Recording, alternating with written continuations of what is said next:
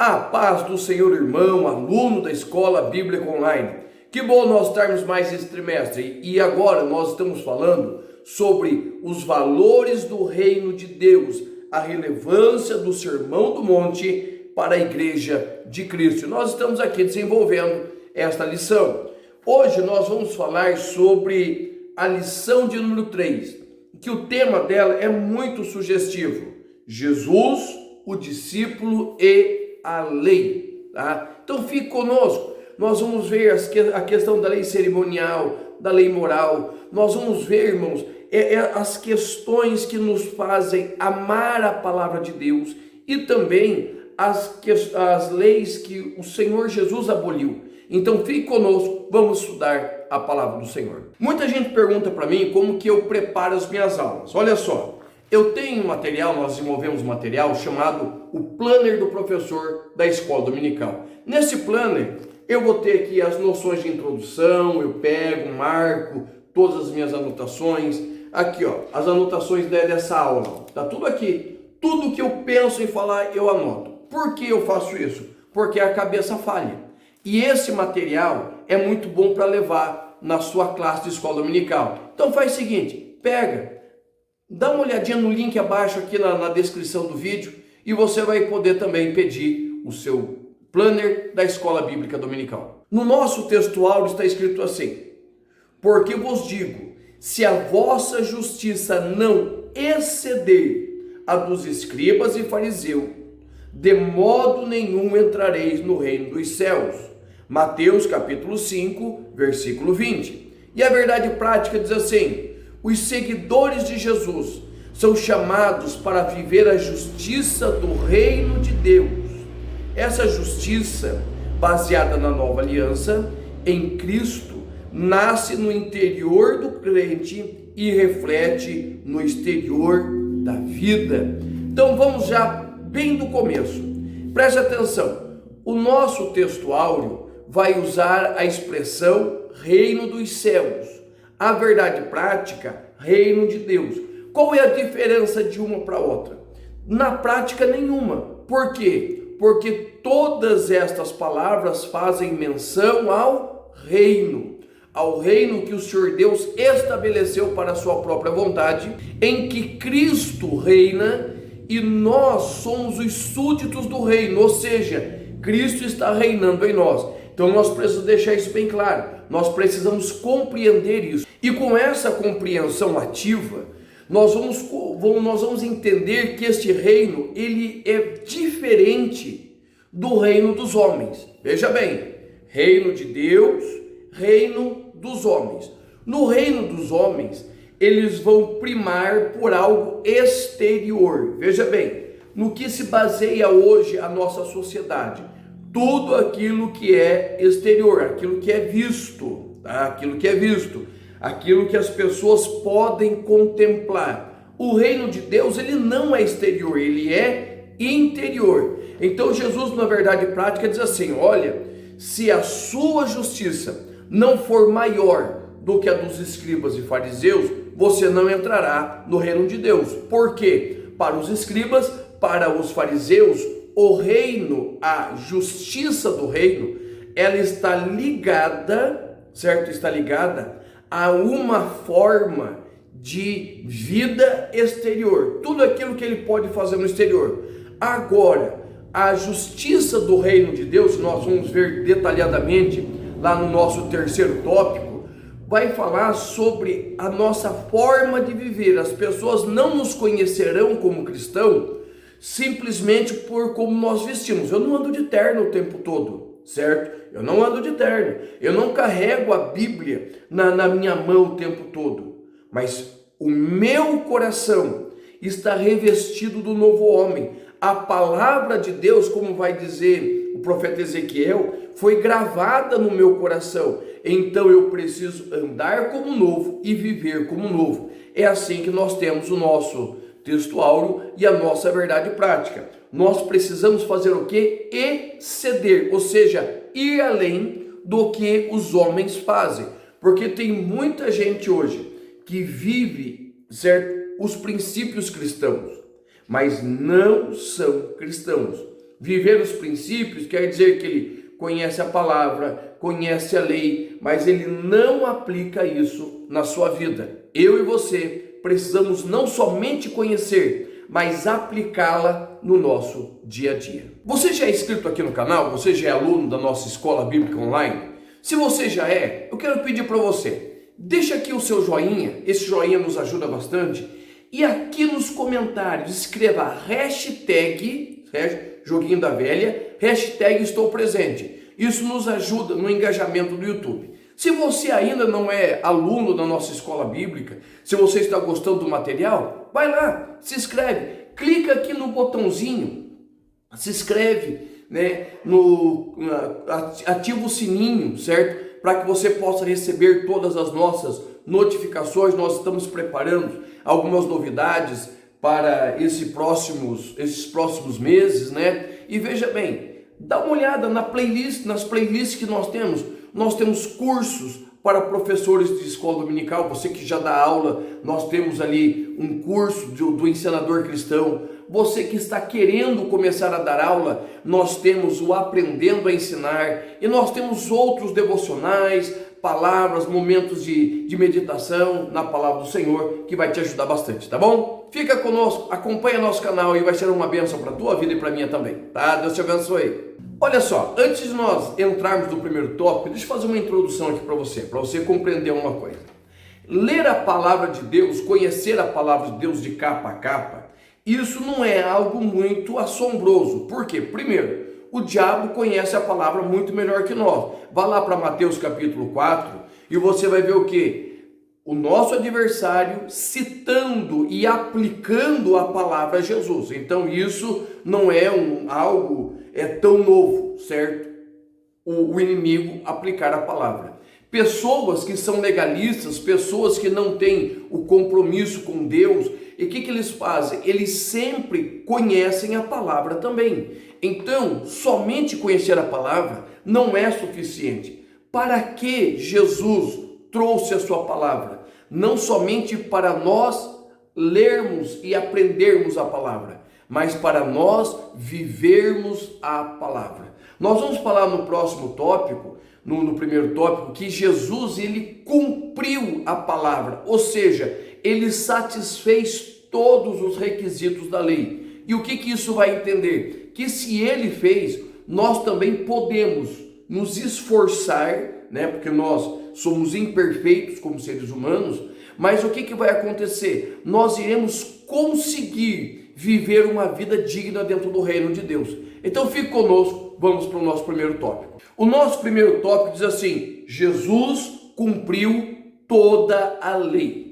Por que Jesus cumpriu toda a lei?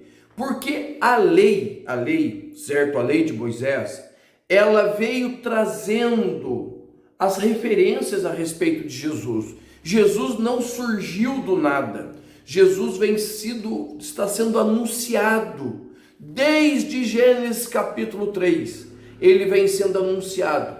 Ele vem sendo o quê? Propagado. Ele vem sendo o quê? Comentado. Vem o Pentateuco, os livros históricos, os poéticos falam muito de Jesus, os proféticos narram o seu nascimento, aonde ele nasceria, a sua vida. Então, Jesus em nenhum momento ele vai dizer que a lei não tem razão, que a lei deve ser abolida. Jesus veio cumprir todos os requisitos da lei. Jesus queria de fato fazer o quê? Colocar em ordem as coisas que os homens tiraram. A lei de Deus, ela foi feita para ser ensinada, ela foi feita para ser vivida, tá? Se você der uma olhada na nossa playlist do trimestre passado, a lição de número 8, nós vamos falar exatamente sobre a lei, o Pentateuco e também os evangelhos, essa ligação íntima que há entre a lei e os evangelhos. Nós vamos discorrer bem sobre essa questão que Jesus veio cumprir a palavra de Deus. Então é sempre importante, irmãos, nós termos assim esta visão. Em nenhum momento Jesus quis descumprir, Jesus quis levantar uma nova bandeira, não. Ele veio para cumprir, ele veio para obedecer toda a lei. É a mesma coisa, certo? Nossa. nós não podemos pregar algo novo. Não existe nada de novo que você queira pregar que já não tenha sido ministrado nesses 2000 anos de evangelho, certo? As pessoas hoje, muitos pregadores, eles querem achar pelo em ovo. O que eles vão fazer? Vão pegar línguas mortas, línguas antigas, costumes antigos e aplicar dentro da palavra de Deus. Tem um pastor, não vou citar o nome dele, né? Mas ele é desses famosão que tinha por aí. Certa vez ele pregando num congresso de missões muito famoso, ele pregou sobre Jacó. E ele pregou sobre o nome de Jacó. E ele disse que o nome de Jacó não queria dizer usurpador. Ele vai usar o acadiano, as línguas antigas, que quer dizer que Jacó seja amado. Tá, tudo bem, pode até ser. Mas nós ficamos com a palavra. A palavra diz que ele é usurpador, ele é usurpador. E por que nós vamos ficar com a palavra? Porque tudo que a palavra falou que existe, existe. Tudo que a palavra disse que iria acontecer, aconteceu e está acontecendo. Então, irmãos, nós não podemos desqualificar o Antigo Testamento. Nós temos igrejas hoje que aboliram o Antigo Testamento. Mas o Antigo Testamento, ele é a base para todas as informações do Novo Testamento. Você vai olhar para Paulo, vai olhar para Pedro, vai olhar para João, e o que você vai ver? Os apóstolos, eles utilizaram o Antigo Testamento para validar o Novo. Preste atenção, se nós formos abolir o Velho Testamento, o Antigo Testamento, nós vamos ter que deixar muitas bases da nossa fé de lado. E o Antigo Testamento, o Velho Testamento, tudo o que está escrito nele pode ser comprovado. Por exemplo, nós vamos pegar noções geográficas. Tudo que a geografia do Antigo Testamento diz que existe, existiu, tá? Então não pode simplesmente pegar e jogar o Antigo Testamento para fora e falar, não, nós não precisamos mais de você, nós vivemos só com o Novo. O Novo é importante para a nossa vida cristã, as nossas bases de regra, de fé e prática, mas nós precisamos do Antigo Testamento. Por quê? Muitos erros que eles cometeram, nós não iremos cometer. E muitas coisas que está profetizada ali irão acontecer. É só nós olharmos para o caso de Daniel. Daniel, ele vai ter uma visão profética da estátua de Nabucodonosor, e ele vai falar do Império Babilônico, o Império Persa, o Império Grego, o Império Romano, e vai falar da pedra que será cortada sem mão e destruirá todos esses impérios. Se nós deixarmos de lado o Antigo Testamento, nós vamos deixar de lado uma fonte riquíssima das bases da nossa fé. E o que Jesus vai fazer? Jesus vai pegar o Antigo Testamento e vai aplicar na nossa nova vida. Nós vamos ouvir de Jesus assim, ouviste o que foi dito aos antigos. Jesus disse, olha, Jesus não está dizendo, esqueça o que foi dito aos antigos. Jesus disse, ouça o que foi dito aos antigos. E ele vai repetir, não matarás, não adulterarás. E ele vai traduzir, ele vai trazer para a vida cotidiana do homem moderno. Ele vai dizer, porém, eu vos digo. Ou seja, ele vai fazer uma releitura do Antigo Testamento, olhando através do óculos da nova aliança. O objeto continua o mesmo, não furtar, certo? Só que no Antigo Testamento, não matar era somente tirar a vida, literalmente. Furtar era tirar algo de alguém, adulterar era se deitar fisicamente com alguém. Na nova aliança, certo? Nessa releitura de Cristo para o Novo Testamento, releitura do Antigo para o Novo, ele vai dizer assim, como você mata o seu irmão? Primeiro, caluniando ele. Segundo, falando mal da vida dele, destruindo as coisas que ele fez. Como que você adultera? Somente deitando com uma pessoa? Não. A mente é a razão do adultério. Muitas pessoas não adulteram fisicamente, mas mentalmente estão se prostituindo. Então Jesus vai trazer uma releitura, uma aplicação. E muitos acusam, né, Jesus de deixar a vida, né, a lei mais branda. Pense bem, o que é mais difícil? Preste bem atenção. O que é mais difícil? Você adulterar fisicamente ou adulterar mentalmente? Fisicamente, possivelmente alguém vai descobrir. Mentalmente, é só você e aquele que sonda os pensamentos que vai saber, que saberão da história. Então, quando Jesus traz esta ideia, certo? Esta ampliação da lei, o que ele está fazendo?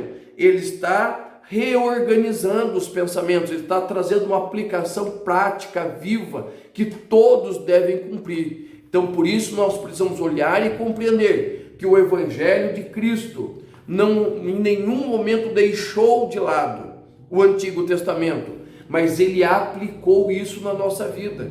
É só nós olharmos para o que Lucas vai escrever no livro de Atos.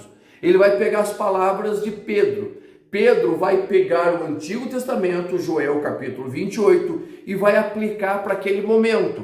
Mas também ele vai aplicar para a vida futura, porque ele vai dizer assim, olha, o que vocês estão vendo não é embriaguez, é o cumprimento da palavra, certo? Esta palavra cumprir, cumprimento, quer dizer a medida cheia, a totalidade. Então o que Pedro está fazendo? Pedro está pegando a totalidade da palavra e aplicando naquele momento. E ele vai deixar bem claro que esta palavra ainda vai continuar repercutindo.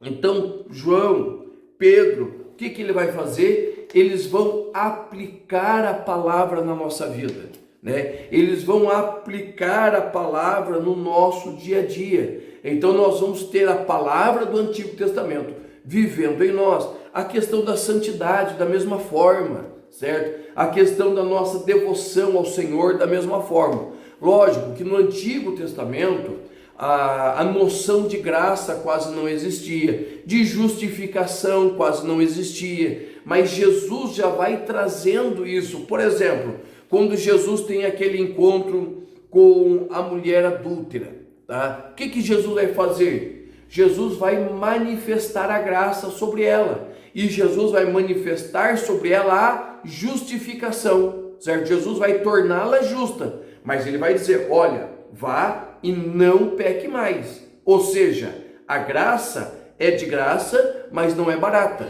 porque ela teve um preço, o sangue de Cristo, então ele pode nos justificar. Então, aí, irmãos, nós vamos compreender a ideia de Jesus cumprindo toda a lei, a palavra de Deus sendo aplicada e vivida nos filhos de Deus. O nosso segundo tópico, ele diz assim, a letra da lei, a verdade do Espírito, certo?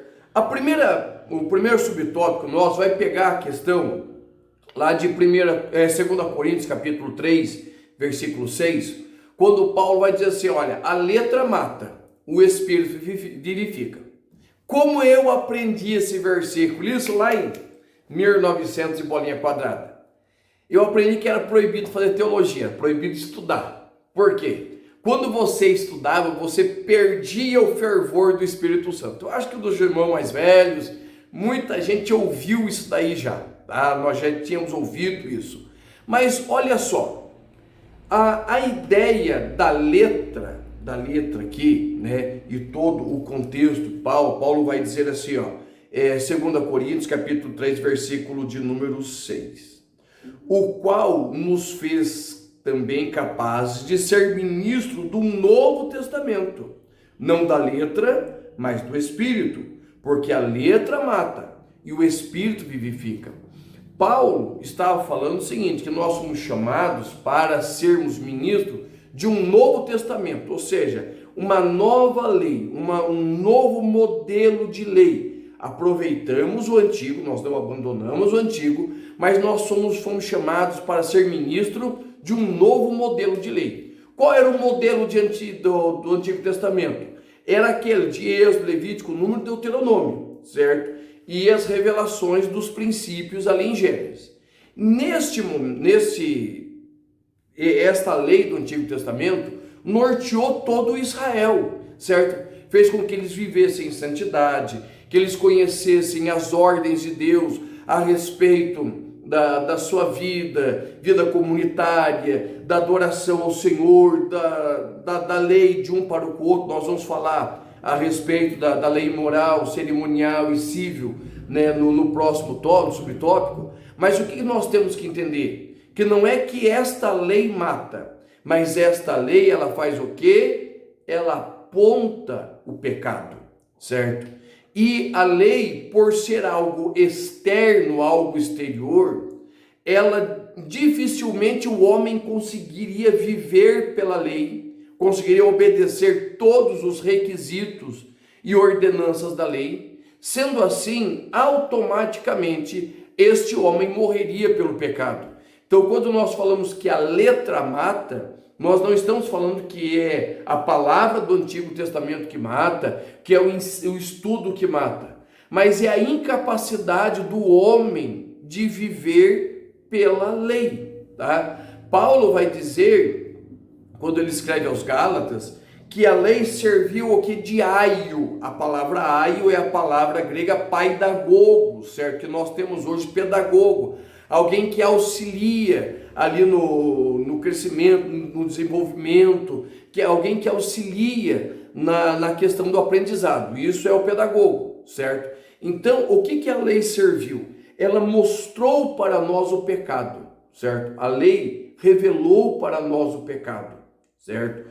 Quando a lei revela o pecado para nós nos vemos desprovidos da nossa própria santidade, da nossa própria capacidade. E é aí que vem a nova aliança. A nova aliança, ela vai revelar que eu não posso me salvar, que eu não posso mudar a minha vida, que eu não posso fazer nada além de continuar indo para o inferno, tá? A Bíblia vai citar que os santos do Antigo Testamento, Apocalipse, nós vamos ver os santos do Antigo Testamento. Quem são eles? Homens e mulheres que viveram pela fé, certo? Vá lá para Hebreus capítulo 11. Você vai ver uma lista de pessoas que viveram pela fé. A fé no Cristo que viria, na fé da nova vida que estava proposta. Eles obedeceram a lei, mas com o foco em Cristo. Toda a salvação, toda a verdadeira adoração, ela está focada em Cristo.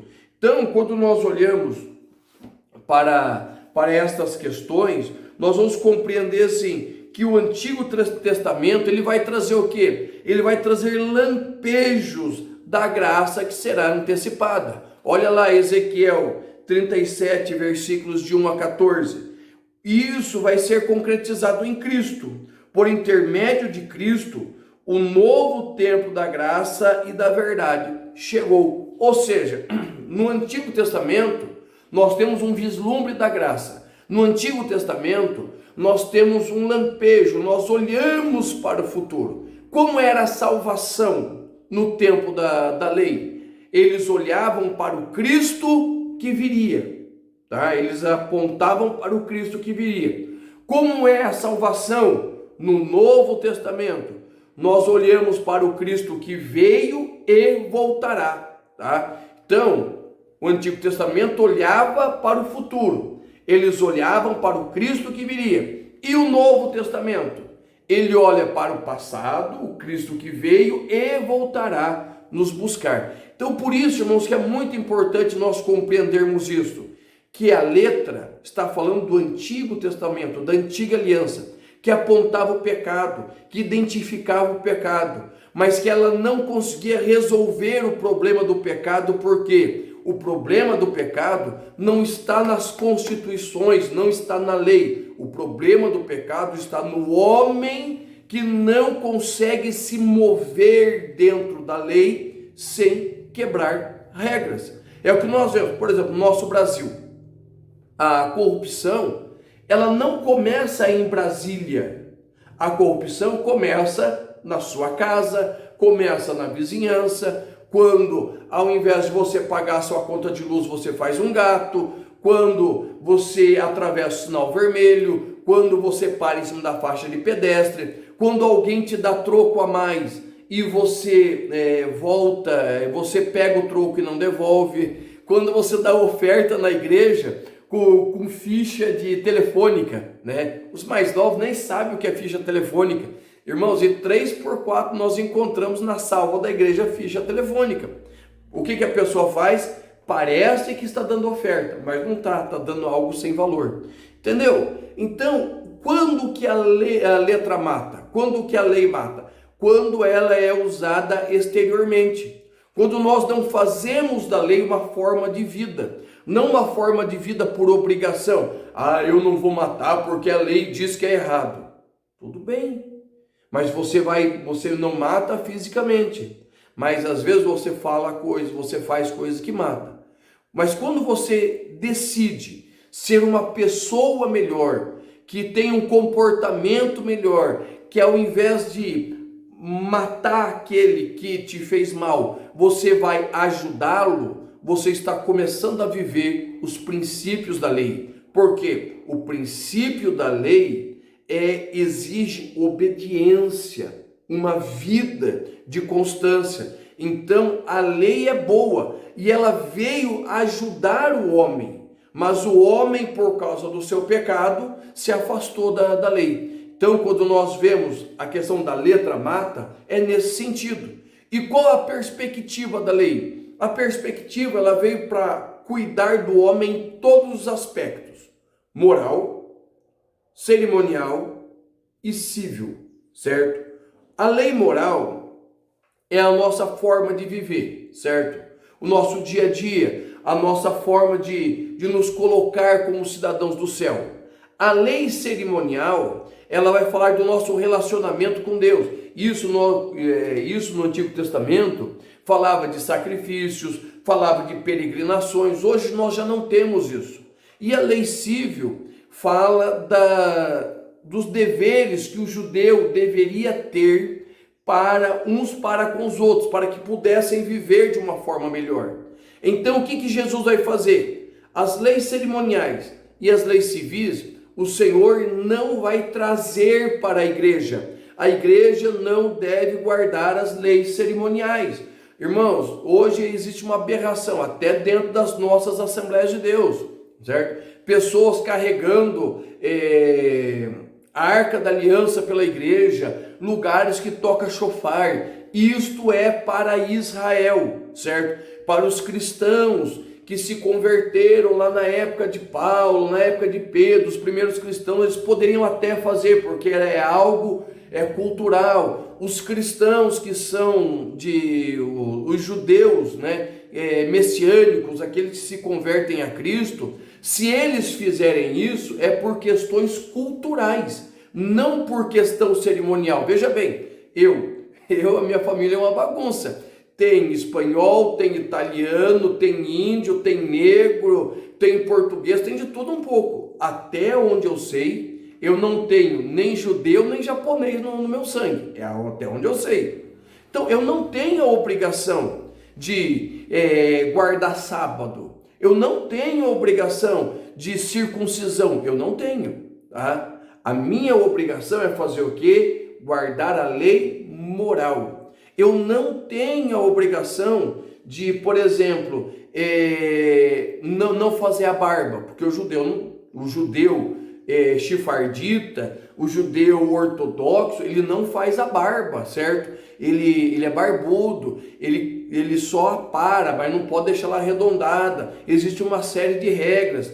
Tem aquele chale azul, tem o kippar que eles usam, faz parte da cerimônia deles. Eu não sou, então eu não tenho obrigação. Qual é a minha obrigação? É guardar a lei moral, o meu relacionamento com os homens, o meu relacionamento com Deus, de tal maneira que não me afaste da salvação.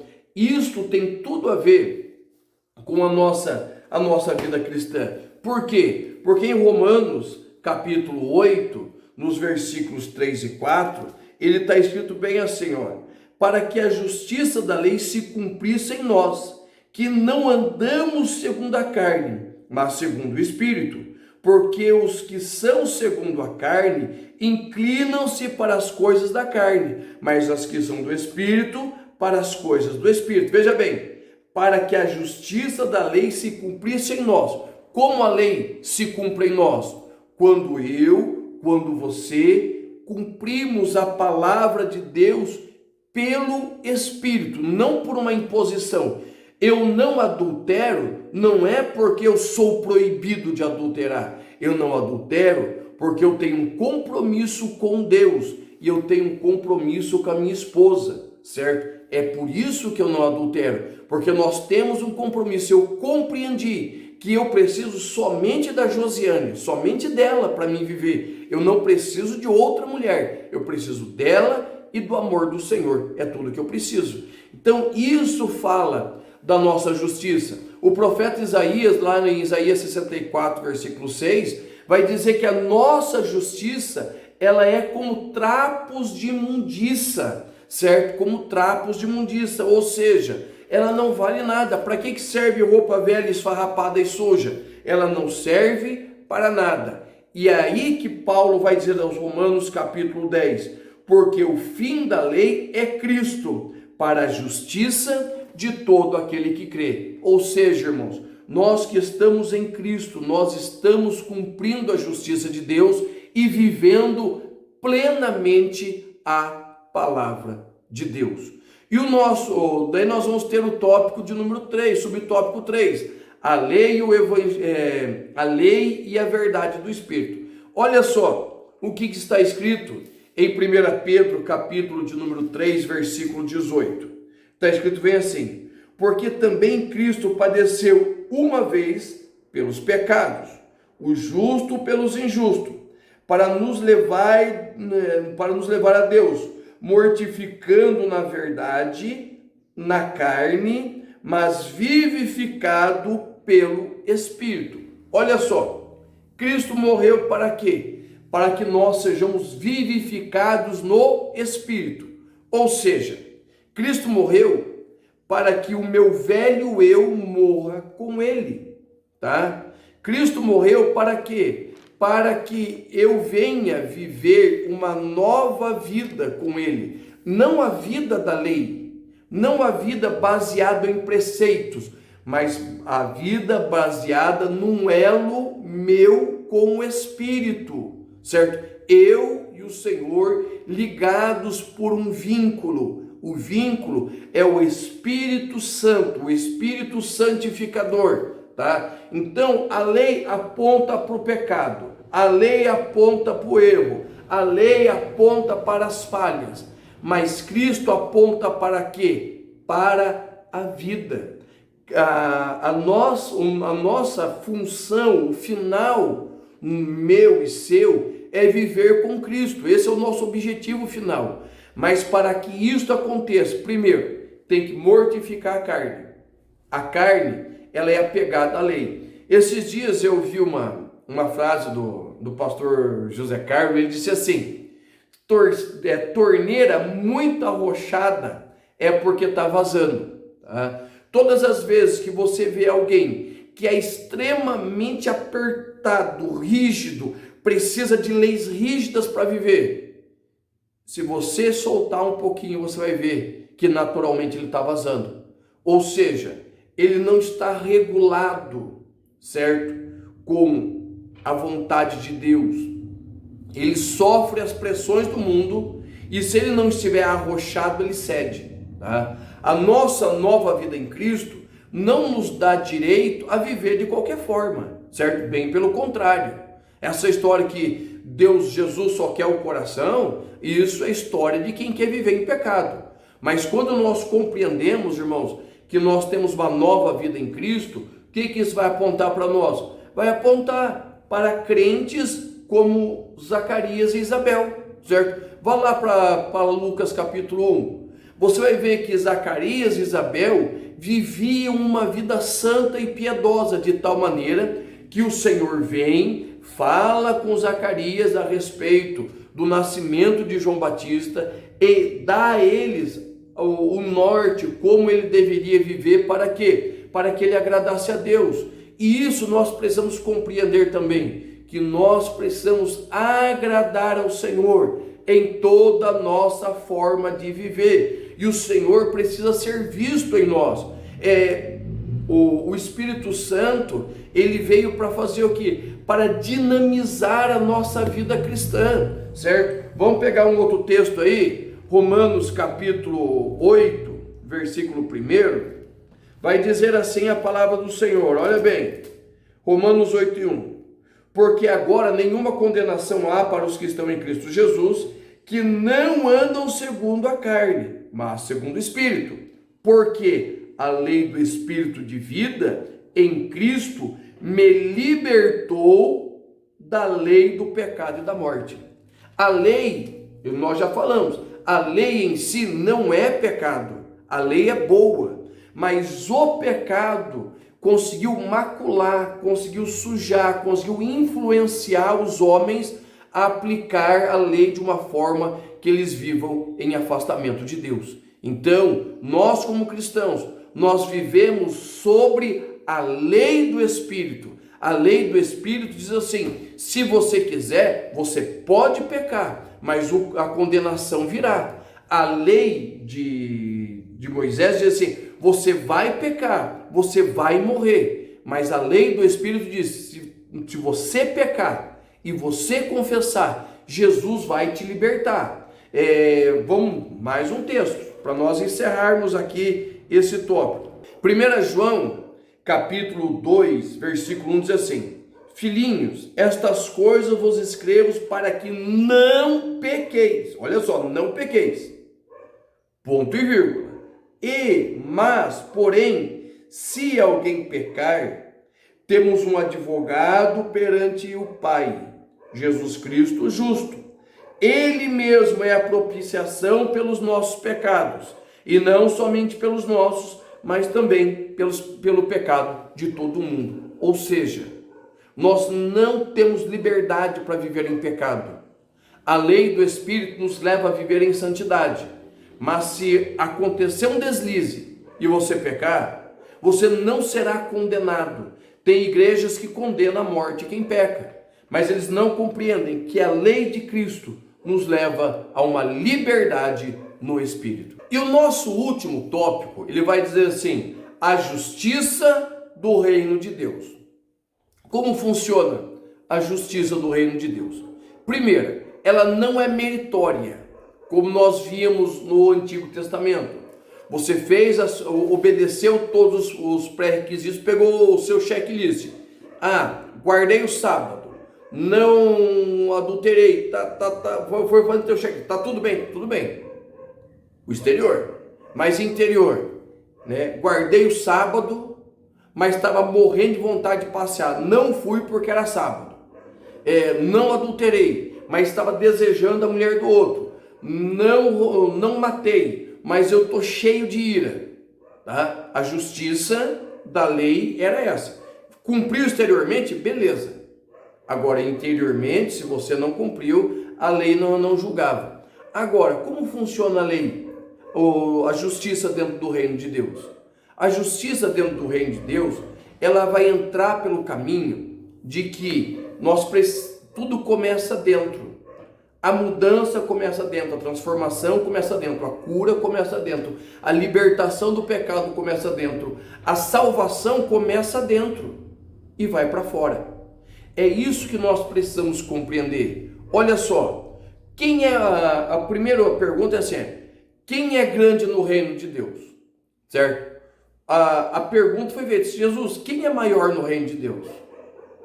Maior no reino não é quem faz mais coisas, mas sim quem é mais sincero. É a nossa forma de viver. Jesus deixou bem claro que vai chegar um dia que ele vai julgar todas as pessoas, aqueles que não foram arrebatados, e muitos vão chegar, Senhor, em teu nome eu preguei, fiz milagre, em teu nome muita coisa aconteceu. Jesus vai olhar para ele e vai dizer assim, não te conheço, não sei quem você é. Como se ele estivesse dizendo assim, eu tenho compromisso com o meu nome, eu tenho compromisso com a minha palavra, mas eu não tenho compromisso com você, eu não sei quem você é. E muitas vezes eram os grandes da geração deles, pessoas famosas e afamadas, pessoas que faziam proezas. E muitas vezes nós desprezamos o irmãozinho, a irmãzinha, a simplesinha, que leva um folhetozinho, que às vezes senta, é quase mudo na igreja. Quem é maior? Maior é aquele que vive, certo? Que vive e ensina a lei de Deus e não leva em conta, certo? Que as pessoas estão dizendo. Maior é o que vive uma vida que glorifica a Deus em todos os sentidos. E quem é menor? É o contrário. É aquele que vive uma vida exterior. Irmãos, nós estamos aí abarrotados de casos de pessoas que deturpam o evangelho, que levam o evangelho somente para si, para proveito próprio, para ganho próprio, tá? Nós temos uma série de pessoas que eles vivem um evangelho que não glorifica a Cristo, mas glorifica a própria vida, tá? Isto vai fazer deles os menores no reino dos céus, porque o maior é aquele igual a Cristo. A Bíblia vai dizer que a justiça do reino de Deus é mais ou menos o que aconteceu no caso da mulher adúltera, Evangelho de João, capítulo 8, versículo de 1 a 11. A Bíblia vai dizer que a mulher foi apanhada em adultério. Espera aí, uma pergunta. Alguém adultera sozinho? Né? Não. Você pode fornicar sozinho através da masturbação, mas adulterar sozinho não tem como. Então, havia um homem e uma mulher que estavam no ato do adultério. E quem trouxeram a Jesus? Somente a mulher. Tá? Somente a mulher foi acusada. O homem, não sei se fugiu, foi liberado, não sei o que aconteceu, mas ele não estava lá. A justiça dos fariseus olhava para a situação da mulher. A justiça dos fariseus olhava para o que a mulher estava fazendo, não para a situação completa da lei, porque a ordem era que homem e mulher fossem apedrejados por causa do adultério, tá?